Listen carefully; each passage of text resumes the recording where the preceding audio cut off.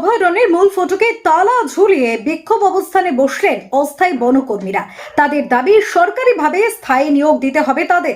এই বিক্ষোভে সামিল হয়েছিলেন অস্থায়ী বনকর্মীর পরিবারেরাও। বনমিত্র কর্মীদের বন দপ্তর স্থায়ীভাবে নিয়োগের দাবিতে সিপাহীজলা অভয়ারণ্যের মূল ফটকে তালা ঝুলিয়ে সোমবার সকাল থেকে অনির্দিষ্ট ধর্নায় বসে 720 জন কর্মী সহ তাদের পরিবারের সদস্যরা। তবে দেখা নেই বন দপ্তরের কোনো আধিকারিকের।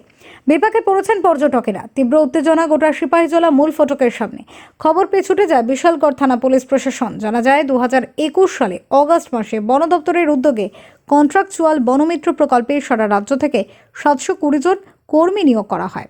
তখন কর্মীদের বেতন ছিল যথাক্রমে 3000 টাকা। সেই কন্ট্রাকচুয়াল চক্রিতে টার্মস অ্যান্ড কন্ডিশনে উল্লেখ ছিল তাদের বেতন 3000 টাকা হবে এবং সময় সাপেক্ষে তাদের কিছু একটা বেতন বৃদ্ধি হবে।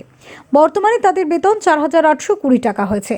কিন্তু বনমিত্র কর্মীদের বর্তমান দাবি তাদেরকে বন দপ্তরে স্থায়ীভাবে নিয়োগ করতে হবে।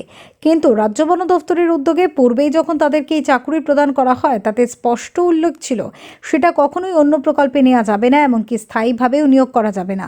তথাপিও বনমিত্র কর্মীর সহ তাদের পরিবার সোমবার সকাল থেকেই বনভোজনের মরশুমে সিপাহীজলা অভয়ারণ্যের মূল ফটকে তালা ঝুলিয়ে অনির্দিষ্টকালের জন্য ধর্নায় বসে যায়।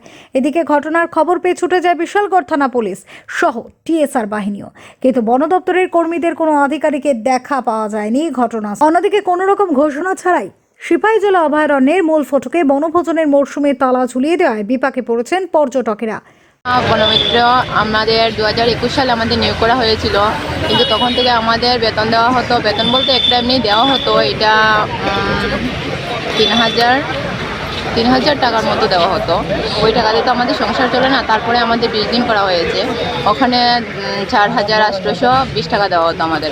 কিন্তু ওই টাকাতে তো আমাদের সংসার চলে না। সবারই আমাদের বনমিত্র কর্মী যারা আছে সবারই না হলেও 4 জনের ফ্যামিলি আছে, 2 জনের ফ্যামিলি আছে, ওই টাকাতে সংসার চলে না। তার জন্য আমরা সরকারের কাছে অনেক জায়গা থেকে দাবি করেছি, কিন্তু কোনো ফল এখনও পাইনি। কিন্তু এখনই আমরা এখানে এসে দাবি করেছি যে আমরা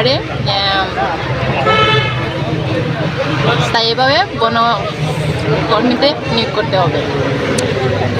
এই সরকারের কাছে দাবিগুলো যে পেশ করলেন, সরকারের কাছে কি মানে দাবি নিয়ে পেশ করলেন?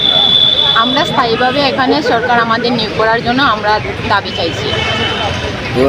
এই দাবি কতদিন ধরে চলবে?